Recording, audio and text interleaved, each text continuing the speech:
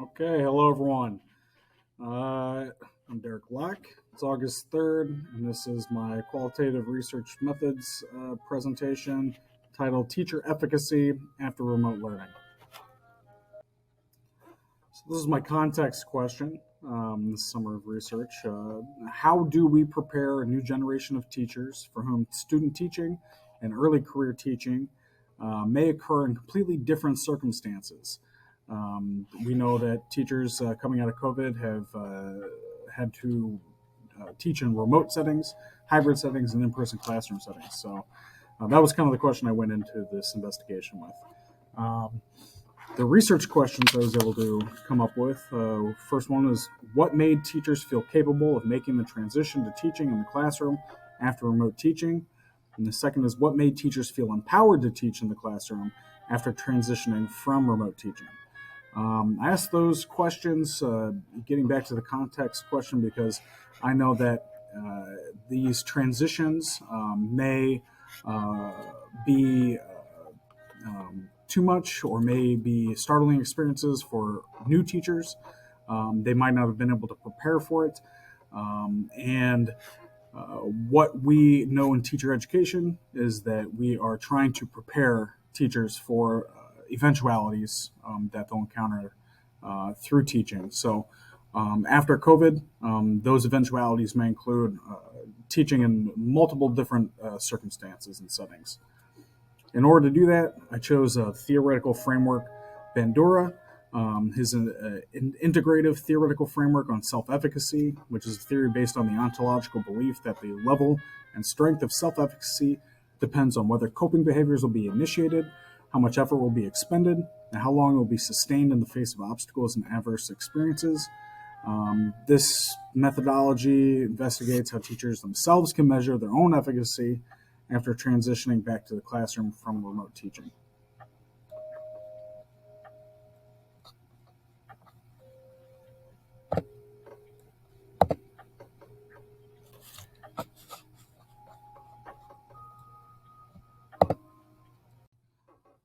As I said, I chose a phenomenological approach because I wanted to get to the essence of an experience by interviewing people. And I chose Bandura because that research has been at a core part of educational literature for over 20 years. And he continues to be one of the most cited theoretical frameworks, cited authors every year.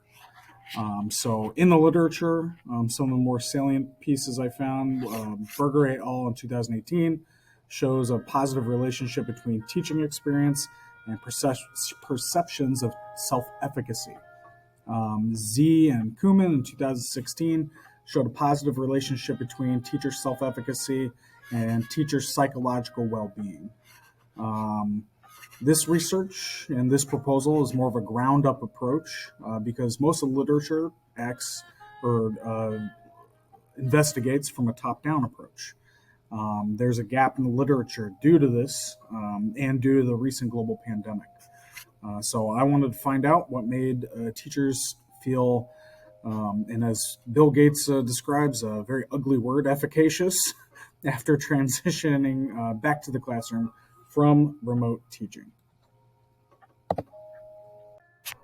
So this is my methodology and data collection. I chose this particular construct because it relates so heavily to Bandura.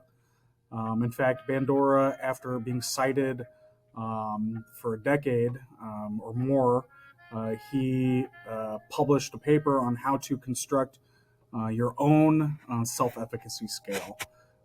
So I constructed my own for this project. Now, as Dr. Quast pointed out, unfortunately, after I had already conducted my interviews, I needn't have included a Likert scale, but the participants did answer on the scale of 1 to 5 how much they agreed with the statement. And then the survey questions, which were really more statements, there were only 8 of them. And then they were encouraged to elaborate via free response. Most of the questions detailed overcoming challenges and performing effectively on different tasks in different ways. My participants were two foreign language instructors at University High School. Both were white appearing women with 25 plus years of teaching experience. Just a quick note on the research positionality. I'm a cis male, white privileged, straight, 35-year-old citizen of the United States. I would consider myself working poor, and I recently, as of the last couple of years, would probably consider myself disabled as part of the Takiwa Tonga ability class, which is another way of saying I'm on the autism spectrum. As for power role, I'd say both participants were classmates of mine. They're both older with more experience. So I don't think there were a lot of equity issues there. On the other side of that, more likely to finish the program before at least one of the participants. But I think all in all, I was the least powerful in terms of positionality between the three of us. Very quickly for data analysis, I did several different types of coding. I did descriptive analysis, in vivo analysis, and process analysis. I was going to do a framework analysis. I found one other paper that was very similar that had included their code book, but the items that they included were not. They didn't intersect enough with my outputs. What I found in interpretive phenomenological analysis, IPA, probably would have been the most credible and the best choice had I decided to design my study around that from the outset. But unfortunately, usually requires a 3 to 5 participants. Works best with artifacts as well. However, my code book, I was able to generate a number of different codes that worked well in developing the themes, as I'll get to in a moment. All right. So as I mentioned, I chose this phenomenological approach because I wanted to get to the essence of an experience by interviewing people. And choosing those two university, high school, foreign language instructors, I think I got a complex discussion. There were some interesting themes that evolved, and I'll take you through them and showing you the evidence as we go. So the first thing that came out of both interviews was there was a tension between teaching effectively and staying healthy. So one of the participants said, they're going to be 1 to 2 feet away from me. They're going to be breathing on me, they being the students. But even in March, when the mask mandate went away, and most of my kids were like maskless, and here I am, I still want to wear my mask because I do not want to get sick. Following that up, but then again, having that mask was my comfort zone, but it made teaching a language a little difficult. And that kind of feeds into number 2 as well.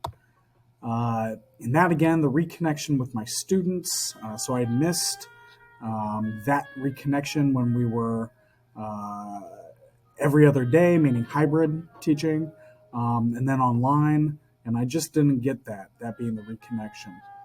So for me, the ability to reconnect with students was phenomenal. So there was this tension that the two instructors discussed about the needing to stay healthy and being able to teach effectively.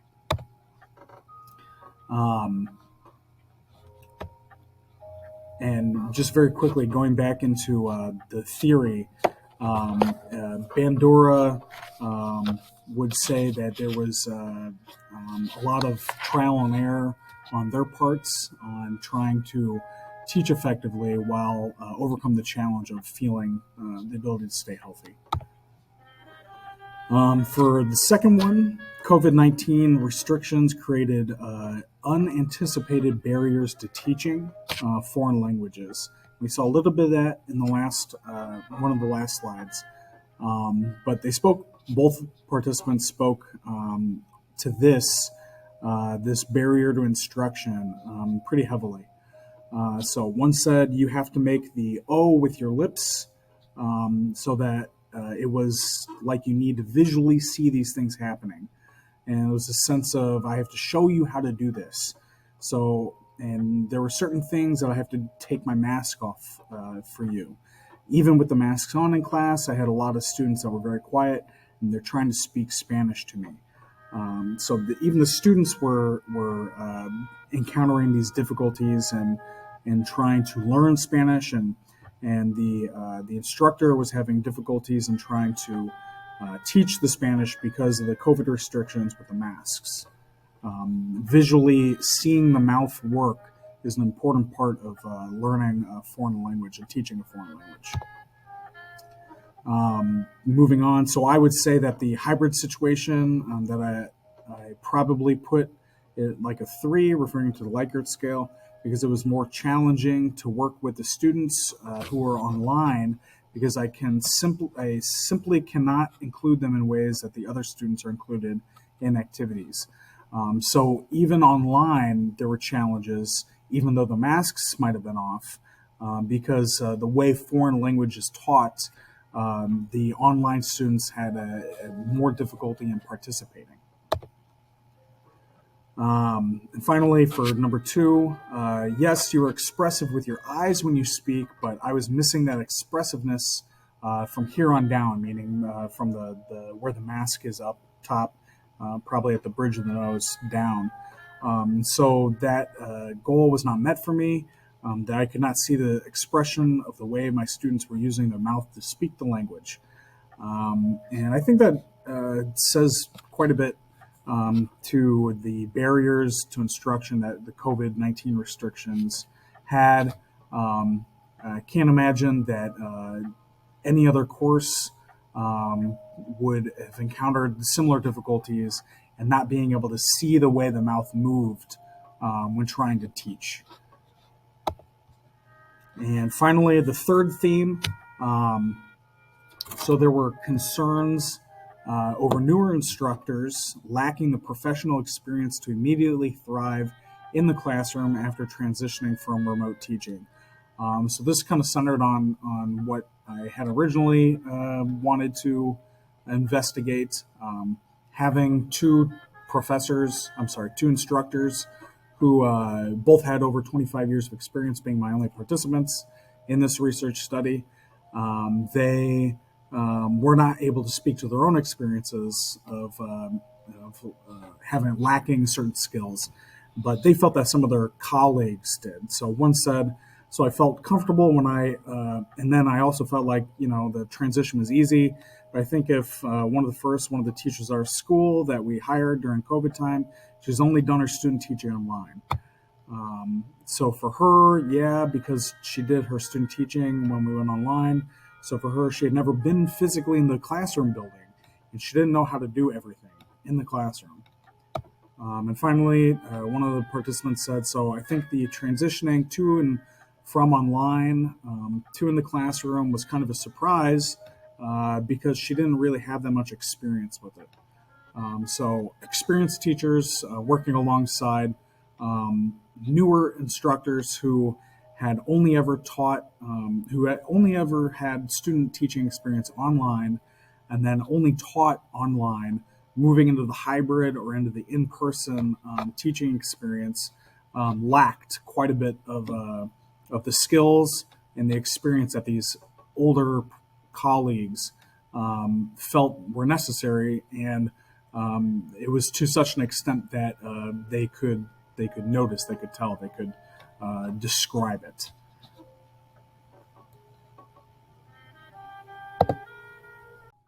So what are the implications for future research? Well, as I said, I chose this phenomenological approach because I wanted to get the essence of an experience by interviewing people. I chose those research questions because I wanted to know what empowered teachers when they're transitioning in and out of traditional teaching to remote learning or remote teaching and hybrid teaching. So I think the first one is this is important and timely because the topic should be investigated the further likelihood of oscillation in the future between mandatory quarantines and classroom teaching, as well as the how many businesses and educational tools that now rely on remote teaching. Secondly, foreign language teachers encounter specific challenges related to wearing masks during hybrid and in-person instruction, and that needs to be further examined, especially if there is future oscillation between remote teaching and classroom teaching. And finally, pre-service teacher education might invest time and energy into designing teacher efficacy curriculum that explores teachers' well-being through a community of practice or other means that seek to create avenues between experience and executing instruction practices, different modes of teaching. Basically, all that's to say that as teacher education programs are responsible for preparing future teachers, we need to take these situations seriously and create avenues where they feel empowered, as Bandura would say. They would feel a sense of self-efficacy to persevere through the challenges and difficult tasks and overcome whatever lies ahead. And as we know, we're getting a better sense of what lies ahead. Okay, well, that's the end of the presentation. I appreciate your time, and I look forward to any feedback. Thank you.